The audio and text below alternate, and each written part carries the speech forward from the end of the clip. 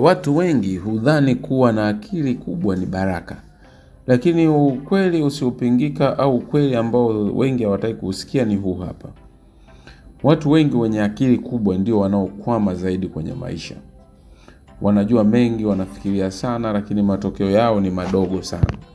Kama umewahi kujiuliza kwa nini najua nini cha kufanya lakini sifanyi, basi hii video ni kwa ajili yako. Hebu fikiria mtu huyu. Shuleni alikuwa anaelewa haraka sana. Alikuwa anauliza maswali magumu mpaka wanafunzi wengine wanamshangaa. Na watu wengine walimwambia wewe una akili sana. Lakini leo hana maendeleo makubwa, anaanza vitu vingi na hamalizi, anaishi maisha ya kawaida sana. Wakati huo huo, mtu aliyekuwa average darasani leo yuko mbele kimaisha. Kwa nini? Moja,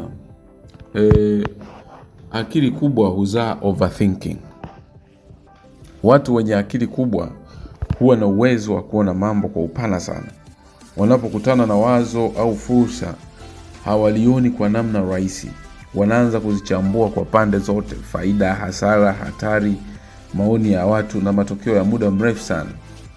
Kwa nje wanaonekana makini sana, lakini ndani wanakuwa wamekwama kabisa.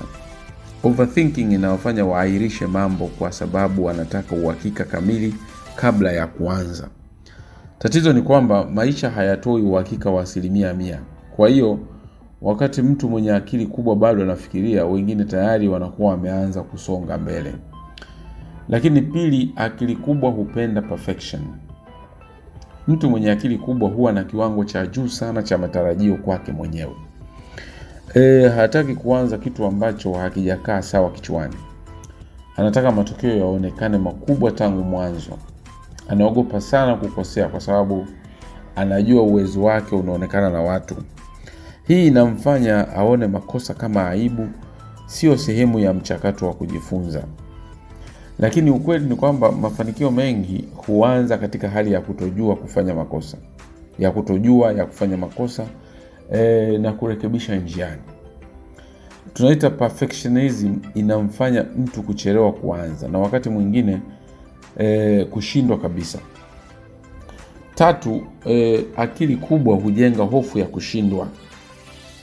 Kwa sababu mtu mwenye akili kubwa ana uwezo wa kuona mbali. Pia ana uwezo wa kuona kushindwa kabla hakujatokea. Ni mtu ambaye anafikiria sana, nikianza nikishindwa itakuwaje? Watu watanichukuliaje? Nitapoteza muda na heshima. Hofu hii haiji kwa kelele, inakuja kimya kimya ikijificha kama busara ndani yake. Anaamini anajilinda, lakini kiuhalisia anajiwekea kizuizi. Watu wengi wenye akili kubwa hawakosi uwezo, wanakosa ujasiri wa kujaribu bila uhakika wa ushindi. Pointi ya 4, akili bila nidhamu ni hatari. Akili peke yake haiwezi kukupeleka mbali bila nidhamu. Nidhamu ndiyo inayokufanya ufanye kazi hata pale ambapo haujisikii. Watu wenye akili kubwa mara nyingi huamini uwezo wao utawatoa pale wanapohitaji. Hivyo wanapuuza ratiba, mazoea na mifumo ya kujisimamia wenyewe. Matokeo yake wanakuwa na milipuko ya bidii mara chache, lakini hakuna mwendelezo. Mtu mwenye akili ya kawaida lakini mwenye nidhamu ya kila siku ana uwezekano mkubwa sana wa kufanikiwa kuliko mtu mwenye akili kubwa asiyekuwa na mfumo wa maisha. 5, akili kubwa hupenda kuanza, sio kumaliza.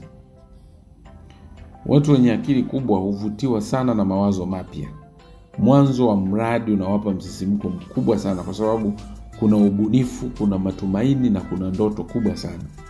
Lakini kadri muda unavyopita na kazi inapoanza kuhitaji subira, kurudia na uvumilivu, hamasa inapungua kabisa kwao. Hapo ndipo wanaanza kutafuta wazo jipya tena. Tatizo ni kwamba mafanikio hayapatikani kwenye kuanza, yapo kwenye kumaliza. Kukosa uwezo wa kuendelea hadi mwisho kunawafanya wabaki na miradi mingi isiyokuwa kamilifu. 6, akili kubwa hujilinganisha sana na wengine. Kwa sababu wanaelewa sana dunia ilivyo. Watu wenye akili kubwa hujua wazi kuwa kuna watu waliowazidi kwa mafanikio, fedha au hata maendeleo. Maarifa haya yanawafanya wajilinganishe kupita kiasi. Badala ya kuangalia safari yao binafsi, wanaangalia hatua za wengine. Hii inazalisha hisia za kuchelewa, kutofaa au kujiona mdogo. Kujilinganisha huku kunaua confidence pole pole, na mtu asiyejiamini hawezi kuchukua hatua kubwa zinazohitaji ujasiri.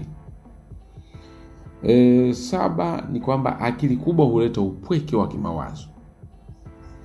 Mara nyingi watu wenye akili kubwa huhisi hawaeleweki na waliowazunguka. Mawazo yao ni mazito, maswali yao ni mengi sana, na mitazamo yao ni tofauti kabisa. Hii huwafanya wajitenge, sio kwa chuki bali kwa kuhisi hawalingani na mazingira yao. Upweke huu unawanyima msaada wa kijamii, ushauri na accountability.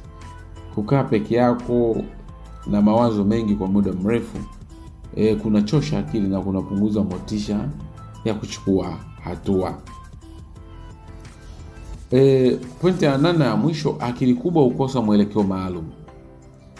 Tatizo la mwisho na kubwa kuliko yote ni kukosa mwelekeo. Mtu mwenye akili kubwa anaweza kufanya vitu vingi kwa kiwango cha wastani, lakini akakosa kitu kimoja cha kuwekeza nguvu zake zote. Akili inapokuwa haina mwelekeo, inarukaruka kutoka wazo moja hadi jingine. Hakuna udhibiti, hakuna lengo moja kuu. Mafanikio yanahitaji maamuzi machache lakini ya kudumu. Akili kubwa inapopata mwelekeo mmoja na kupewa muda wa kutosha, ndipo inapoanza kuzaa matunda. Asante kwa kushiriki katika video hii, na usisahau kusubscribe, kulike, kushare na comment hapo chini kama ni pointi gani imekugusa. Mimi nasema bye bye, tutaonana kwenye video nyingine inayofuata.